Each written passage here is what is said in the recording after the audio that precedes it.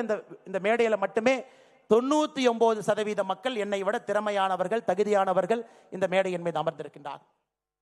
எல்லோரும்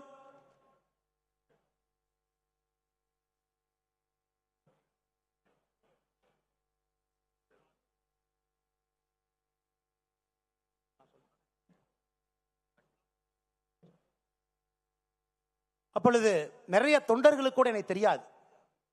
பாரதிய ஜனதா கட்சியினுடைய ஒரு அடிப்படை உறுப்பினராக சேர்ந்தவுடன் இந்த கட்சி இத்தனை தலைவர்கள், திறமையானவர்கள், தகுதியானவர்கள், என்னை விட எல்லா விதத்திலும் மேலே இருப்பவர்கள் முகம் சுளிக்காம எதையும் பேசாம அந்த பொறுப்பை கொடுத்து விட்டு தொண்டர்களாக என் கூட நின்னாங்க. அதை விட பாக்கி என்ன இருக்குனுங்க? பொன் ராதாகிருஷ்ணன் ஐயாவை போன்றவர், இதற்கு முன்பு இருந்த மிகப்பெரிய தலைவர்கள். ஒரு வார்த்தை சொல், அரசியல் அனுபவம் கிடையாது, அவருடைய வயதுல பாதி வயது தான் சில பேர் தொடர் இருக்கும்.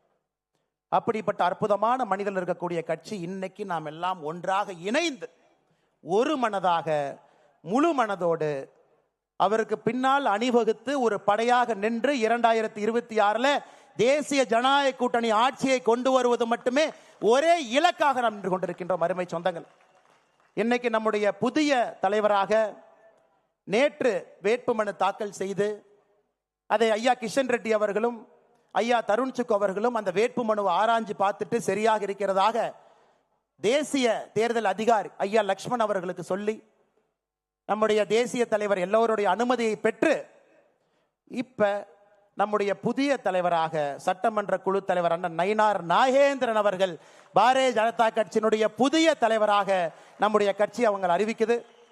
அண்ணன் தருண் சுக் அவர்களும் கிஷன் ரெட்டி அவர்களும் ஐயா அவர்களுக்கு அந்த சான்றிதழையும் அவர் வெற்றி பெற்றதற்கான அந்த சான்றிதழை கொடுக்க வேண்டும் என்று அன்போடு கேட்டுக்கொள்கின்றேன்.